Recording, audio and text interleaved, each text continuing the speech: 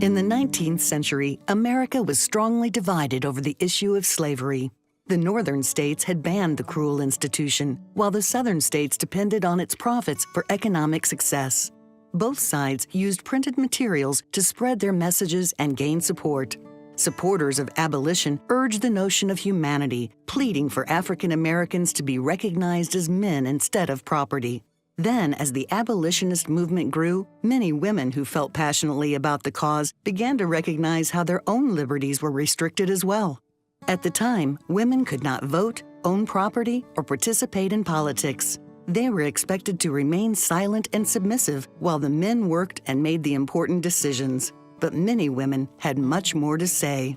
3 such women who made significant contributions during the Civil War era were Harriet Tubman, Louisa May Alcott, and Susan B. Anthony.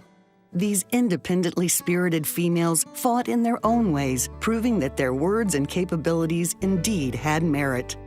Harriet Tubman was born as Araminta Harriet Ross in the early 1800s to enslaved parents in Dorchester County, Maryland. After leading the violent and oppressive life of a slave for too long, she ran away to Philadelphia in 1849. She got there by way of the Underground Railroad, an organization of covert routes and secured houses used to escape bondage. And with her first taste of liberty, she knew she wanted to provide the same for her family and other slaves. She became the most well-known conductor of the Underground Railroad and bravely led approximately 70 slaves to freedom. During the Civil War, she served as a cook, a Union spy, and as a hospital nurse caring for hundreds of wounded soldiers. And throughout her years of service and selfless suffering, every penny she earned went to helping others. Upon learning that she was destitute herself, many prominent war figures came to her defense and successfully petitioned the government to grant her a pension in 1899. Her efforts encouraged people to fight for suffrage and civil rights, and her strong character and self-determination have continued to inspire generations of women and other minorities to seek their own independence.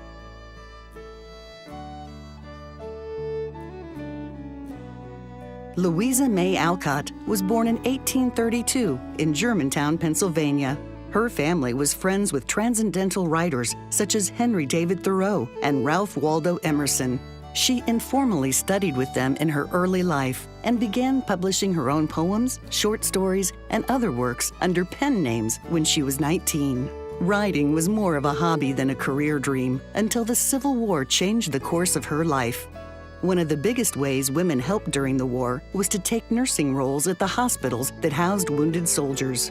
Louisa May Alcott served at the Union Hotel USA General Hospital in Georgetown, D.C., until she contracted typhoid and was forced to leave. But although her stay was short, the experience made her realize she wanted to be a serious writer. In 1863, she released Hospital Sketches, a fictionalized account of her own hospital experiences based on letters she wrote during her service. It became her first bestseller and earned public acknowledgement of her wit and sensitivity. Then her 1868 and 1869 2-volume novel, Little Women, was instantly well received and praised for featuring non-traditional female characters. Her work remains popular, continuing to inspire women to think for themselves, define their own lives, and keep striving to achieve more.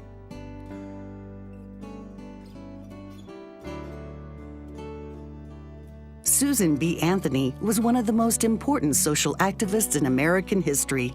Born in 1820 in Adams, Massachusetts, her upbringing in a Quaker family gave her early involvement in the abolitionist movement. Then, after working as a teacher for 10 years, she was faced with unequal wages and began developing her ideas for social reform.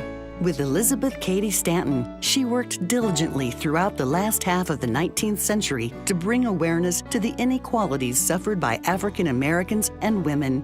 Together, they established numerous influential women's groups, all with the goal of empowering women with the same rights granted to men.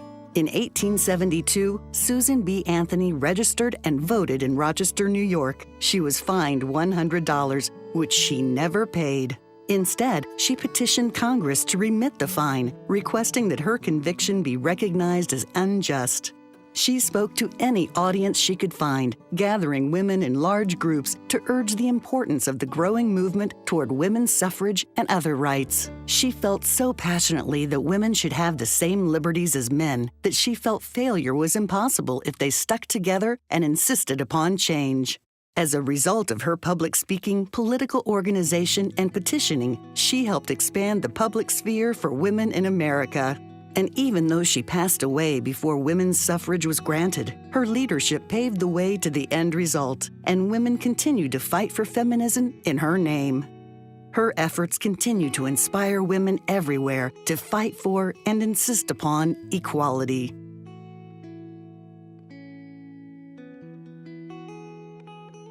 These three strong women, Harriet Tubman, Louisa May Alcott, and Susan B. Anthony, made significant achievements during the Civil War era. They fought for liberty, and their passions influenced change in the world. In a time when women were expected to keep quiet, these courageous females made sure their voices were heard.